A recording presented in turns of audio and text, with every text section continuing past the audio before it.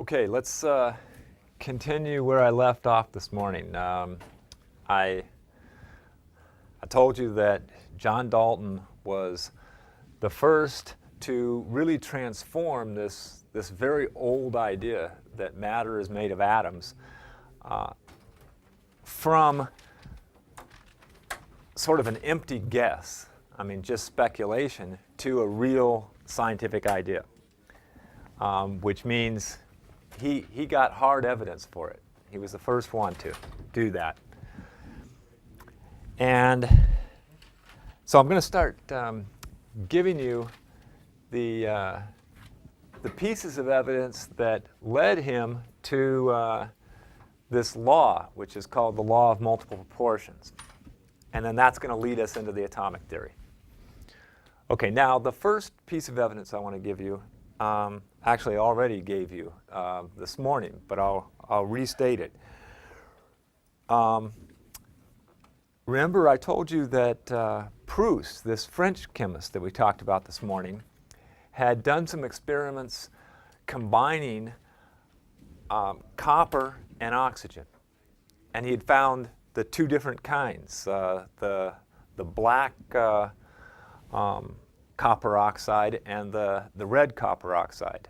And I told you what those weights were. So I think I had, let's see, so 4 grams copper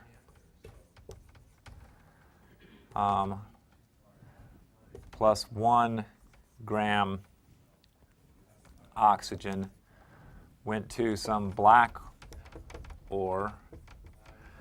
And then I said that 8 grams copper plus 1 gram oxygen went to some red, some different oxide of copper, which was red. Okay, so we had 2 different compounds here. Okay, now I'm not going to tell you what that means yet, but you can just look at that and let me move on to the next bit of evidence.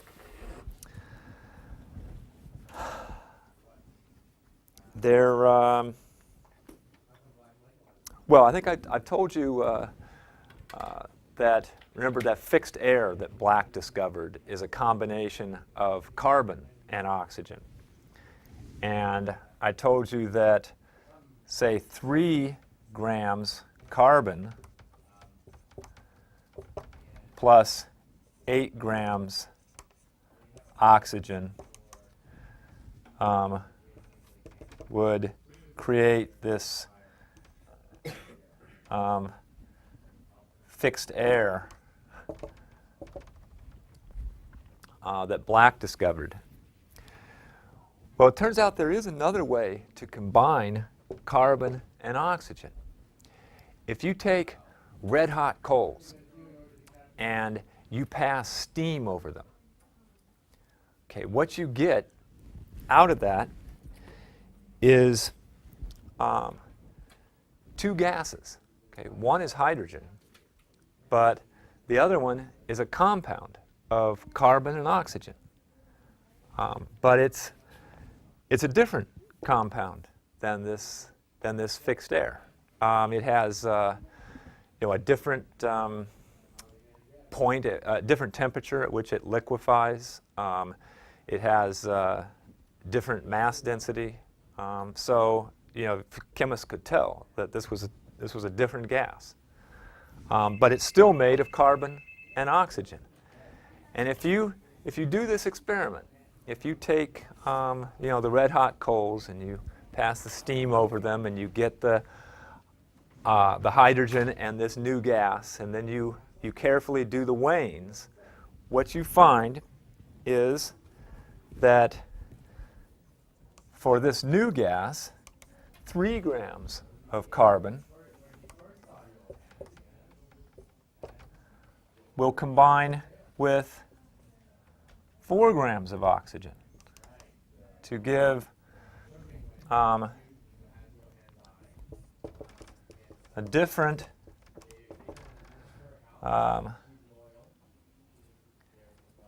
gaseous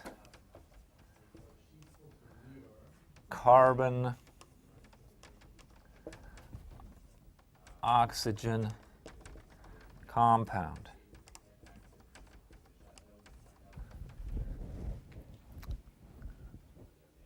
Okay?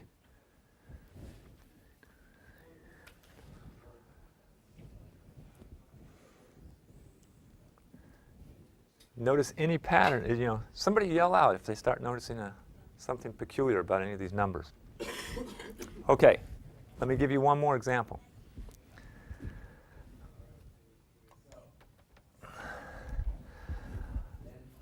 There are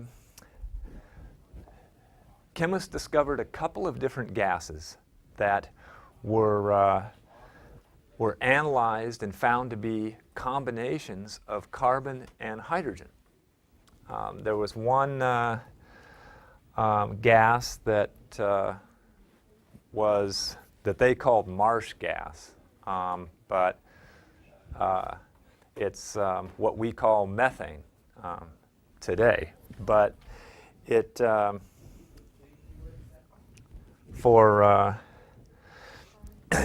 this was a gas that could be analyzed into 3 parts carbon and 1 part hydrogen. Yes? It was flammable.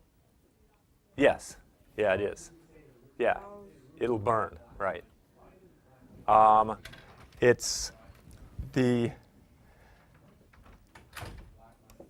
In this case, let me just give you the weights.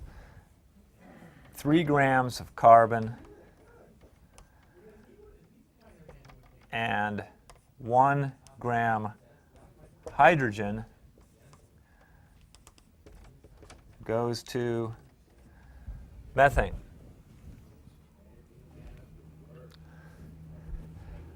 What they called back then marsh gas.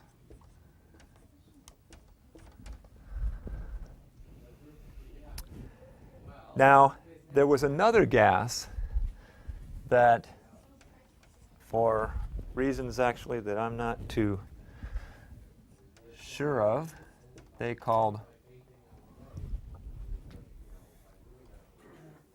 olefant gas. Olefant gas, whatever.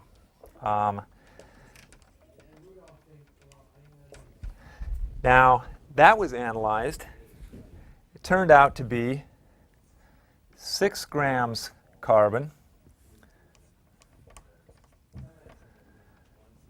to 1 gram hydrogen.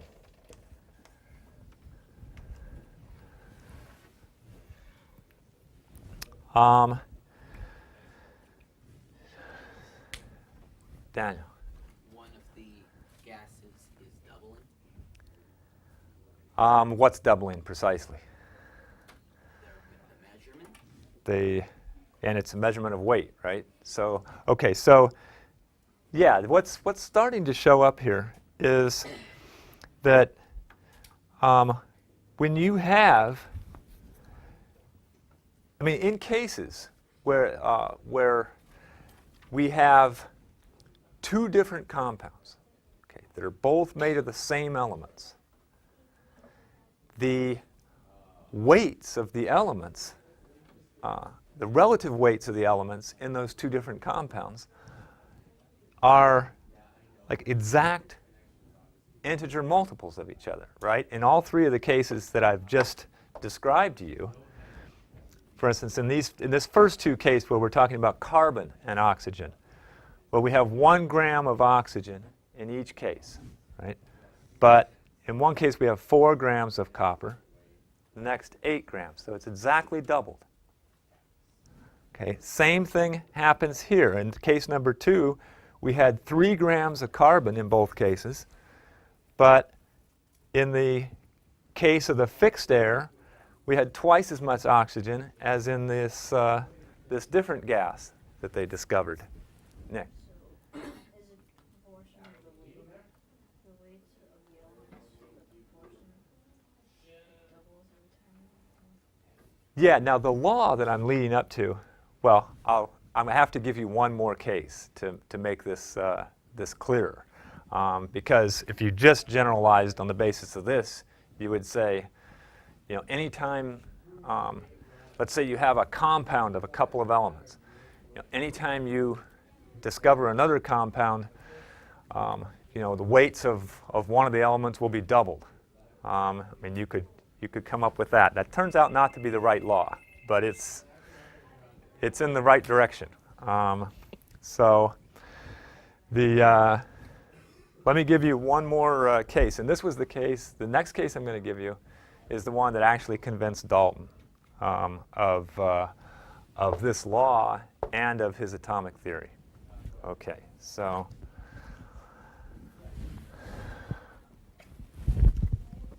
Is it gonna be number number 4? 4.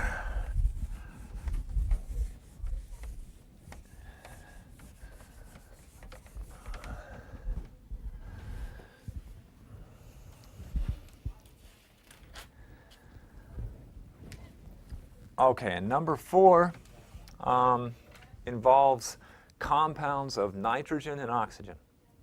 This is what, these are the two gases that make up the air, right? So air is actually almost 80% nitrogen, about 20% oxygen. Well, it turns out you can combine nitrogen and oxygen and get various compounds by doing that. So that's what Dalton studied. So you can call this nitrogen oxygen compounds. Now, one of the really interesting nitrogen oxygen compounds was discovered just I think 4 or 5 years before this by an English chemist named Humphrey Davy. And he discovered a gas, a clear gas that was a compound of nitrogen and oxygen that made him very popular at parties. It was now what we call laughing gas. If you take a deep breath of this gas, you get a real rush. And actually, Humphrey Davy and his friends got addicted to it for a while.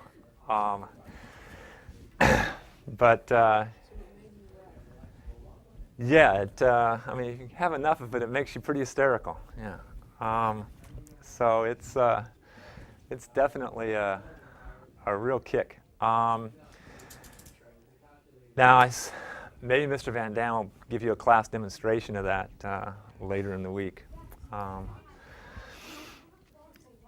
Okay, so that's one of the nitrogen oxygen compounds that people knew about at this time that Dalton is doing this work. Now, it turns out that you can analyze laughing gas, and if you have a sample of laughing gas that you analyze into nitrogen and oxygen, and then you weigh the proportions, what you'll find is that if your sample of laughing gas has, let's say, 1.75 grams of nitrogen, then you'll find that it has exactly 1 gram of oxygen. Okay, so let's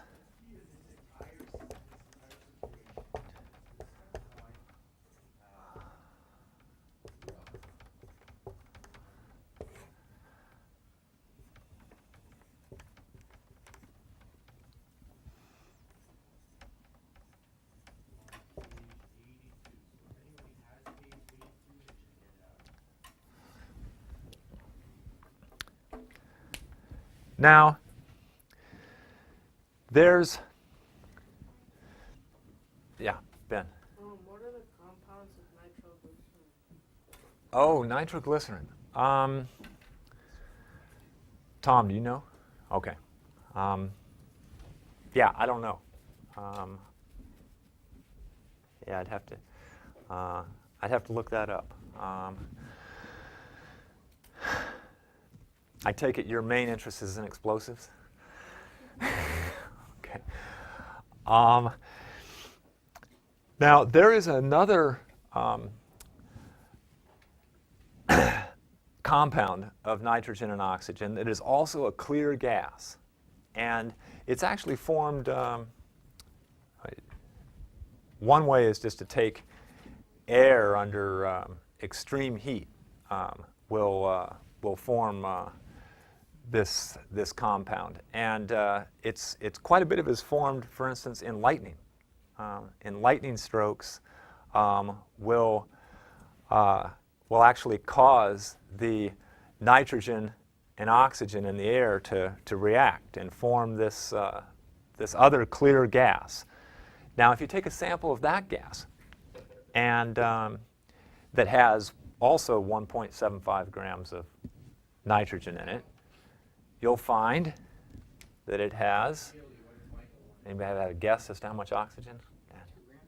2 grams, absolutely. No, it's just called, it's nitric oxide or nitrous oxide. I forget. Anyway, I know. I'll tell you the formula afterwards. But let's just call it clear gas, say formed by lightning strokes. It's also one of the pollutants that comes out of car exhaust.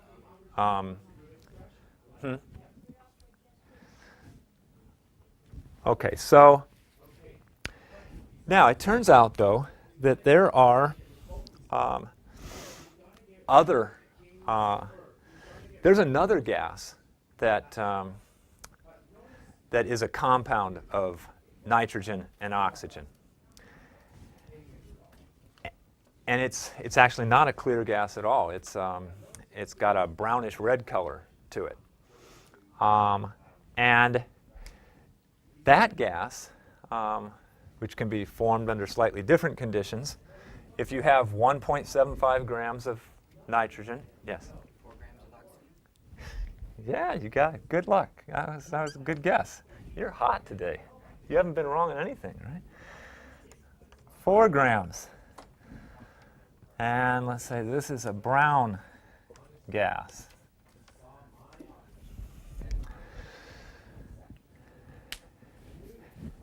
Now, it turns out, strangely enough, that if you take this gas and mix it with this gas and lower the temperature, it will condense into a blue liquid. And again, the weight of nitrogen to oxygen, if you have 1.75 grams of nitrogen in that sample of blue liquid, you'll have 3 grams of oxygen.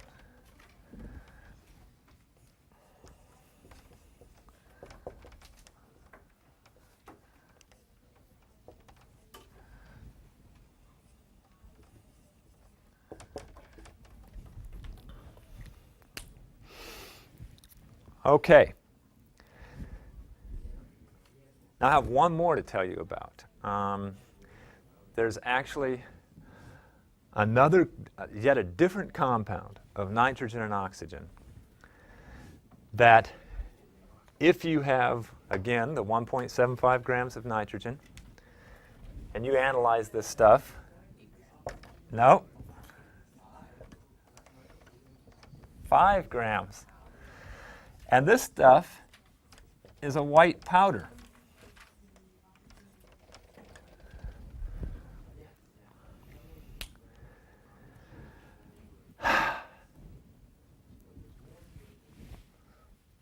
So what does all that mean? I mean, what is what is striking about these numbers? Yes. Just by a little bit more, you get different results. Well, it's not. Yeah, I mean, it is true. I mean, one thing that jumps out at you, of course, is that you could have like nitrogen and oxygen, even in similar proportions.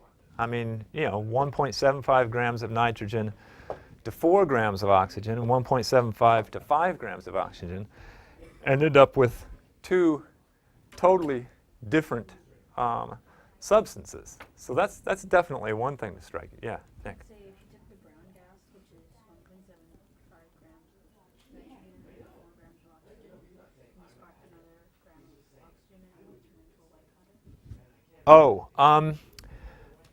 I don't know whether you can actually get the white powder from the brown gas or not. It depends on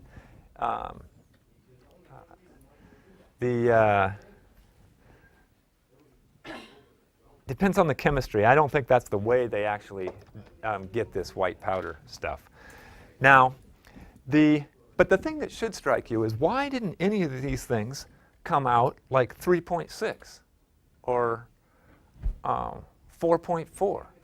Or, I mean, here's the strange thing. They're all exact integer multiples. Now, why? I mean, why would they come out exact integer multiples? It's, and I mean, it's the same. I mean, I'm going to give you the reason. It's going to be the same reason that the others that you saw earlier, the first three examples I gave you, the change was an exact integer multiple of the original weight. Okay, now you know what I'm leading up to. Dalton's atomic theory, right? So let's, I mean, think about this from the perspective of the atomic theory. If you have, I mean, let's say that all oxygen atoms weigh the same. Okay? Now,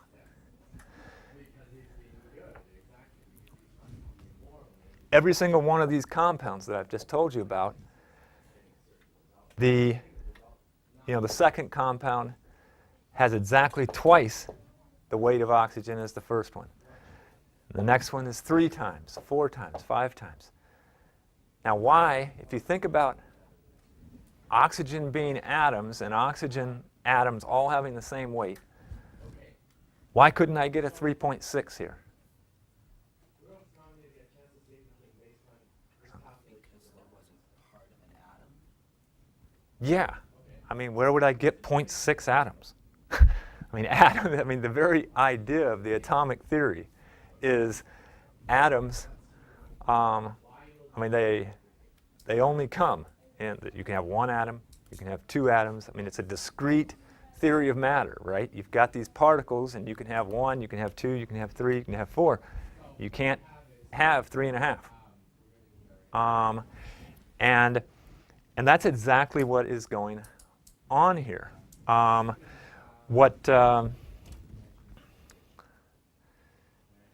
mean, jumping ahead, I'll just tell you the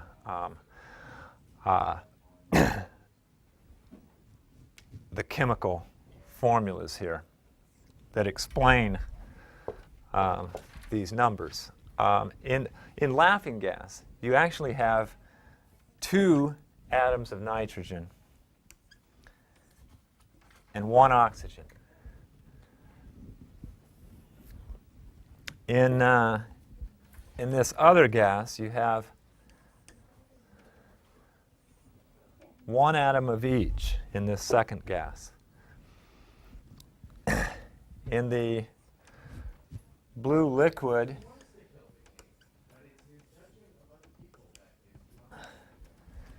you have 2 nitrogens and 3 oxygens.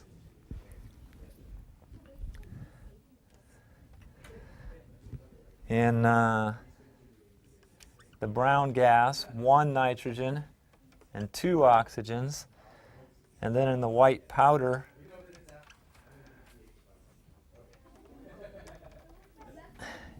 you have 2 nitrogens and 5 oxygens. And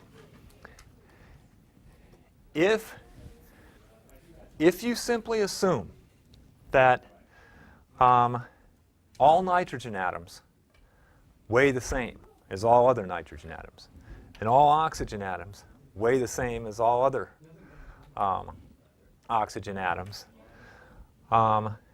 then these ratios of atoms explain exactly these integer ratios of the weights.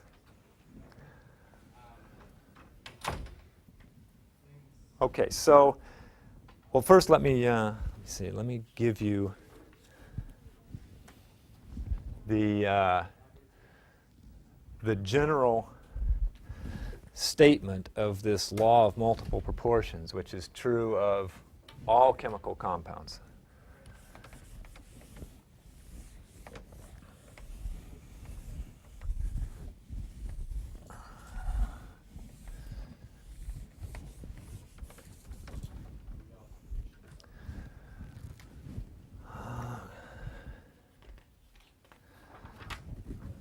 Okay, let's put it this way. When 2 elements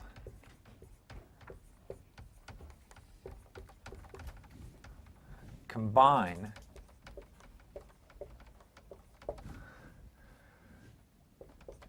to form more than one compound,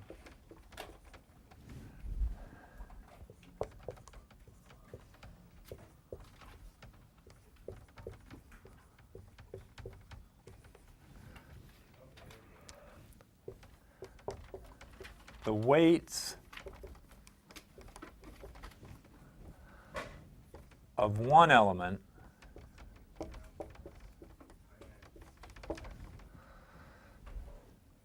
that combine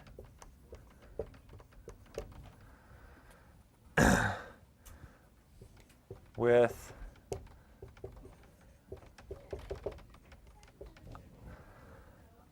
identical weights of the other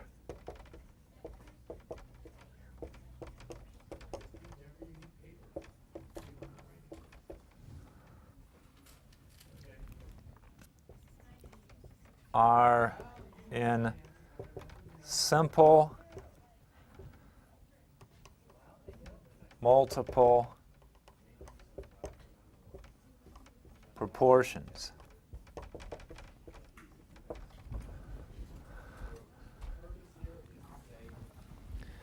Okay, that's just a general way of saying what I just said in the nitrogen-oxygen example. And if you look back at the previous examples, I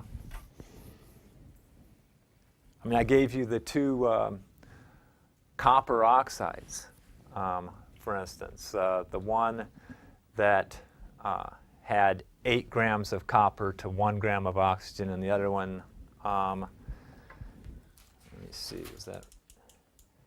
And the other one had 4 grams of copper to 1 gram of oxygen. Well, turns out that one of those, so copper oxygen compounds that I told you about, the symbol for copper is Cu. That's the chemical abbreviation. So one of those copper oxides has 2 copper atoms and 1 oxygen atom. The one that had the, that was the, that's the red one. Yeah, so that's 8, this is the 8-to-1 weight ratio. And then the other one just has 1 copper atom to 1 oxygen atom. And that's the 4-to-1 ratio.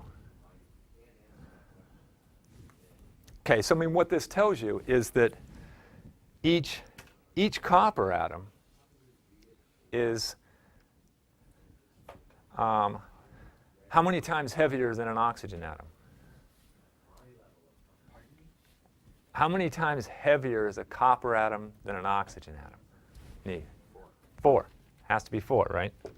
So, because there's a 4-to-1 ratio of copper to oxygen in this compound.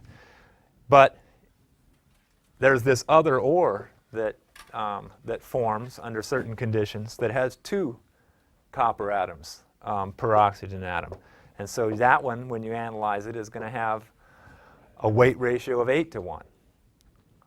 But you can see you get these multiples, these integer multiples of weights, just because what you're dealing with is integer numbers of atoms, right? So it's, let me see, let's take, well, I told you about the, I'll do one more, the carbon and the oxygen. So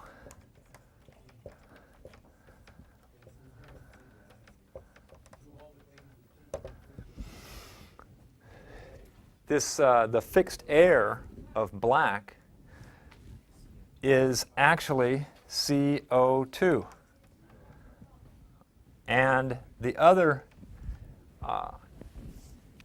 gas that I told you about, the one where if you take the red hot coals and you put the steam over them, you get hydrogen plus this gas.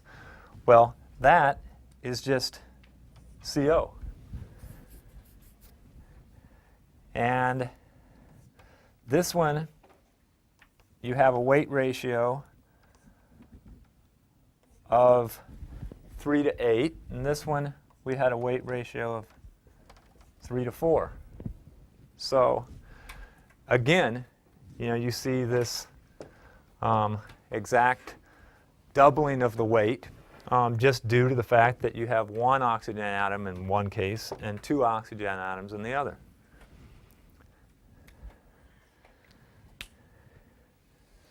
So you can see, I mean, Lavoisier's revolution here of carefully weighing everything, before and after the reaction, and has not only led to this distinction between elements and compounds being made correctly, but it actually ended up leading right into the atomic theory, because, I mean, that's what's, they're using the ratios of these weights now to see that that there is this general law that applies, that any time you have 2 elements that form 2 or more compounds, I mean various compounds, that the weight ratios are in these integer multiple proportions.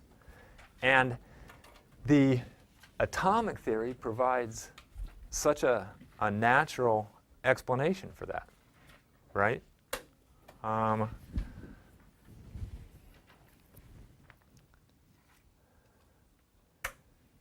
So, I mean, it's,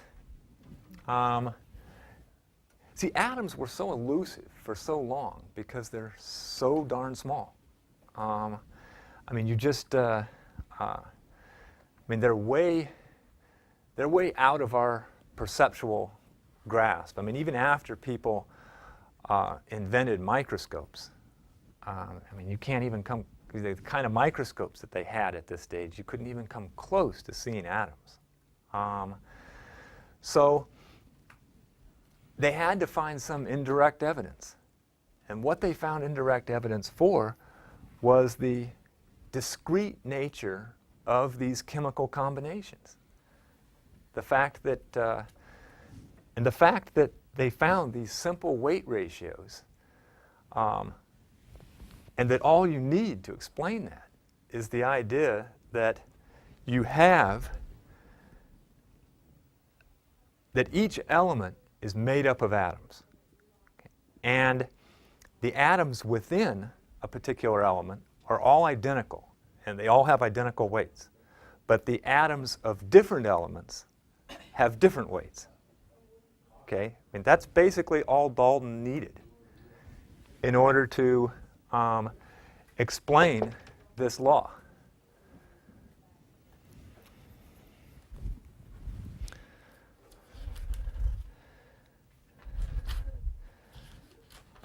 Okay, now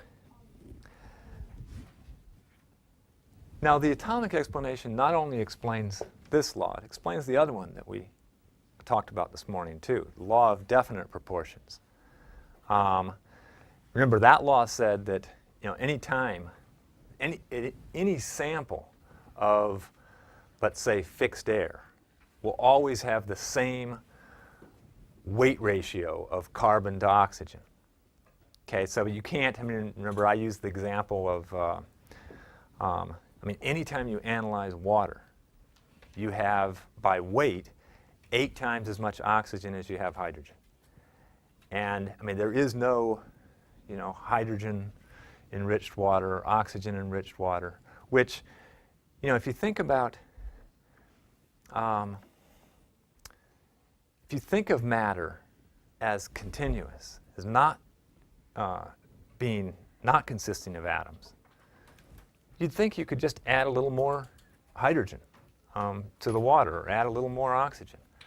But of course, as soon as you start thinking in terms of atoms, you immediately realize, well, if water is, as it turns out it is, H2O, then that's it. You have 2 atoms of hydrogen, 1 atom of oxygen.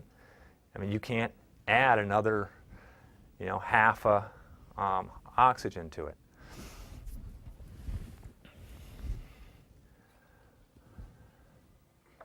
Okay, is that clear how the atomic theory explains this law?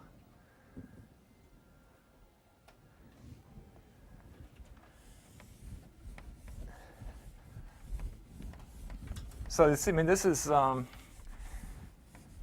this is strong evidence. Even though it's indirect, but you have you've discovered empirically that this law is true of all the chemical compounds that you know of, and the atomic theory provides this simple explanation for it.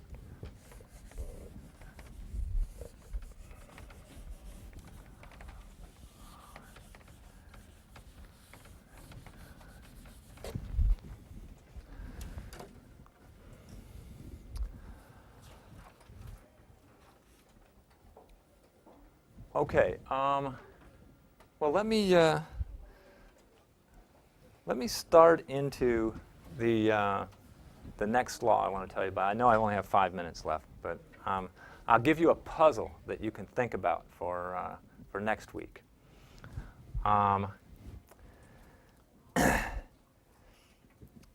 The next thing that chemists discovered was something called the law of combining volumes. Okay, so let me just briefly, this has nothing to do with weights now. This just has to do with volumes of gases.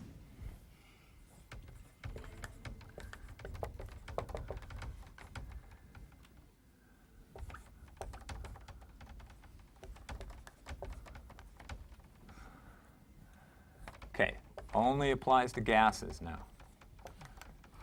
The laws I just told you about that had to do with weights apply to anything. Solids, liquids, gases. This is only for gases now. Now, I already told you that Cavendish had found that two volumes of hydrogen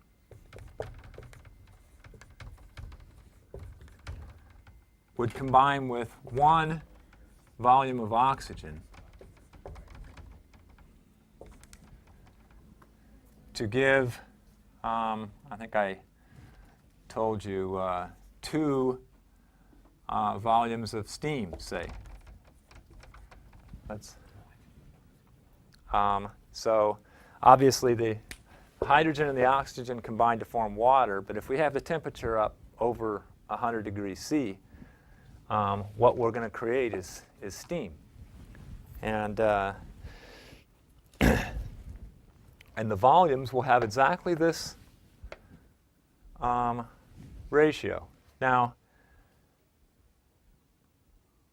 notice something peculiar here. You might have expected me to write 3 here, right? I mean, 2 plus 1 equals 2. It's the new math. Let me see. There's other examples of that. Now, turns out that, for instance, 1 volume of nitrogen will combine with 3 volumes of hydrogen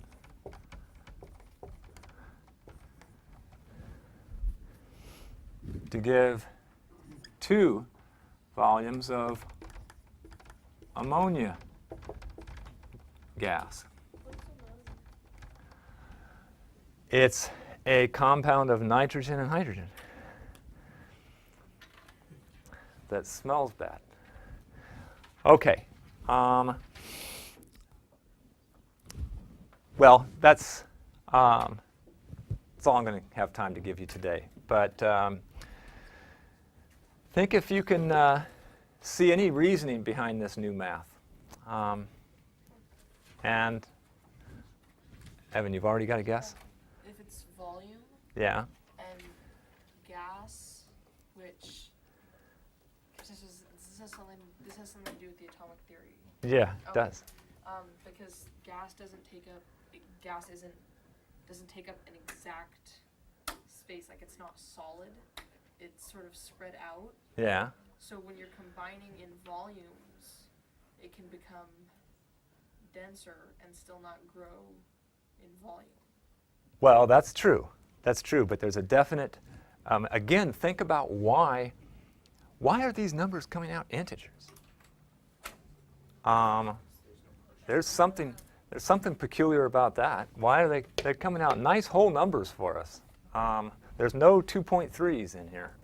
So that will be the key to another piece of strong evidence for the atomic theory.